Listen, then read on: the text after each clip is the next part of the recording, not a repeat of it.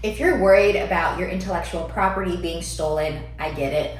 I'm a small business attorney and I've provided thousands of entrepreneurs and online business owners with resources to deter that from happening to them. The first easy step that you can take to protect your intellectual property is by using copyright notices. And I want to add that everything in this video should take between like 5 and 10 minutes to do. I wanted to make it really, really simple. But anyway, a copyright is a legal right that protects your original works like your written content, images, music, videos from being used or distributed without your permission. So by adding a copyright notice, it's a quick and easy way to let others know that your content is protected, and it helps prevent unauthorized use. And to do this, the format is really simple. You'll want to include the copyright symbol, the year, your business's name, and then all rights reserved at the end. So for example, it would be the copyright symbol, 2020 to 2024, Michelle W. Murphy, LLC, all rights reserved. And you can place this copyright notice at the bottom of your website or in any digital content, anywhere you share your original work online. And it won't stop everyone from copying your work, but it does set the expectation that you own it and gives you a stronger position if you ever need to take action.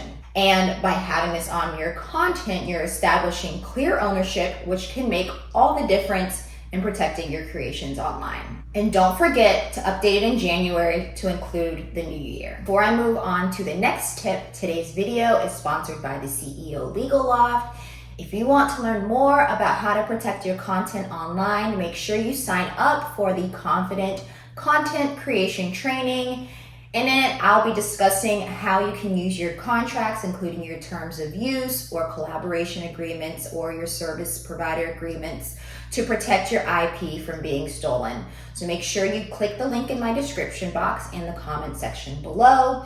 This training will walk you through 4 essential legal sections you need in your contract to safeguard your work, prevent unauthorized use, and ensure you have full control over your content. Again, make sure you click the link in my description box in comment section below.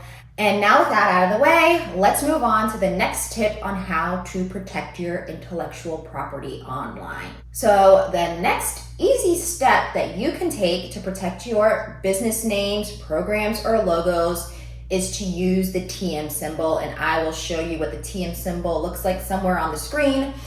So the TM symbol is used to claim trademark rights to something like a name, a logo, tons of different things, without needing to go through formal registration process. So you don't need to file any paperwork or pay for anything, but it still tells the world that you consider it a part of your brand. Now, you might have also seen the registered symbol or the little R, and I'll put that somewhere on the screen as well. And here's the key difference.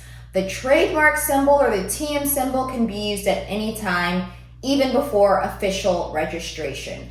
But the registered symbol can only be used once you've successfully registered your trademark with the USPTO. So until you've completed that registration, the TM symbol works to show others that this is a part of your brand.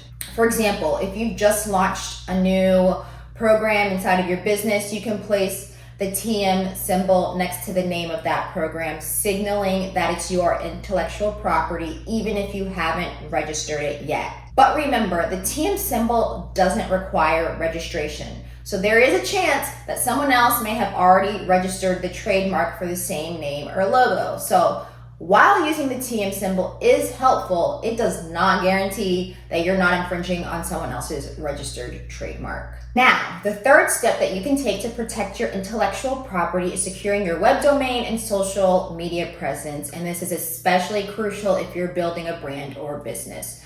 So first you'll want to start by registering your domain name. Ideally, it'll be the same name as your business or brand. And even if you're not ready to launch the website, securing your domain now prevents someone else from grabbing it. Think of it as like digital real estate. You'll want to claim your space before someone else does. Next, make sure you go on all the major remember to go on all the major social media platforms, even if you're not active on them yet, and reserve your business name.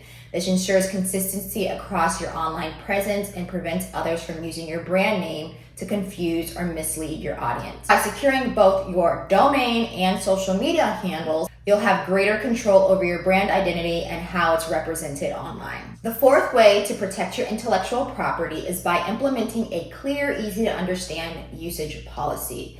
This is especially important if you're sharing content on your website or social media platforms. And your usage policy sets expectations for how others can and cannot use your content.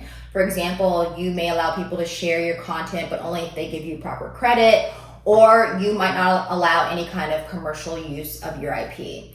So you want to make sure this policy really simple and easily available for your visitors to see. So you can place it on your website inside of the terms of use section or add a disclaimer directly on your post. And by clearly stating what's allowed, you'll discourage unauthorized use and have a stronger case if you ever need to enforce your rights. And I have a digital product usage agreement inside of the legal edit, and I will also link that below in the description box. But by having a clear usage policy, this puts you in control and helps prevent others from misusing your content without your permission. And the fifth and final step I'll share with you is to actively monitor your intellectual property to ensure no one is using it without your permission. Regularly checking for unauthorized use can help you catch any issues early before they get out of hand. And you can set up Google alerts for your name, brand, key phrases that are unique to your content. This way you'll get a notification in your inbox if your work is mentioned or shared online. And then another great tool for monitoring is the reverse image search with platforms like Google Images or Tiny. And these can help you find where your images or visual content is being shared without your permission. If you do find someone using your content without your permission, you can reach out and request directly to the infringer to take it down, or you can go to the platform where it's been shared, like Instagram, YouTube, Pinterest, wherever, and request it to be taken down. Or if necessary, you may have to take legal action and get a lawyer involved. But staying proactive will help you maintain control over your intellectual property and protect your hard work. And if you're someone who wants to learn even more about protecting your intellectual property, make sure you watch my next video where I'll cover how to prevent content from your digital products from being copied.